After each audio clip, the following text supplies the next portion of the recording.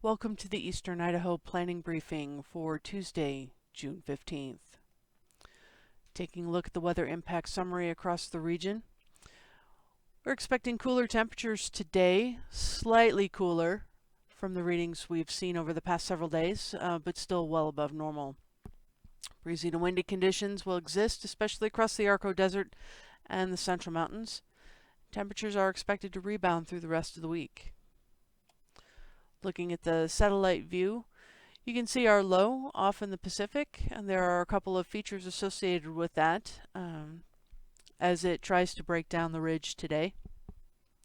First is there is some cloud cover trying to push north into eastern Idaho today from Nevada and Utah this morning. This little shortwave feature isn't expected to do much other than produce some cloud cover, although it is helping to keep our winds elevated across the southern portions of the region today, especially this morning. This second feature, the shortwave that's pushing up through the panhandle today, will probably introduce some slight chance of thunderstorms across the portions of the panhandle that may just barely graze the Central Mountains this afternoon. We are expecting a dry forecast for today, but just keeping in mind the uncertainty of this feature as it moves in. As the cold front associated with this passes through the region today, we are expecting winds to elevate across the Central Mountains and the Upper Snake Plain today, and we'll get to that in a minute. So here's our high temperatures for today. You can see these readings in the upper 80s, lower 90s. These are several degrees off from the record temperatures that we have been seeing the past several days. Humidities will remain rather dry, and of note is these humidities below 15% across the upper portion of the Snake Plain, especially the Arco Desert, stretching into the Central Mountains.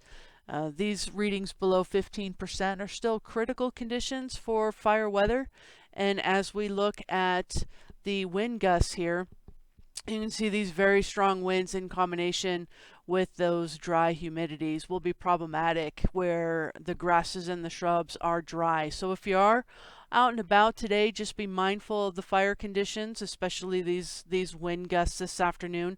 These are below advisory thresholds, so there is no wind advisory in effect, but it will remain rather breezy, and some crosswinds are expected on these major routes through the Arco Desert today.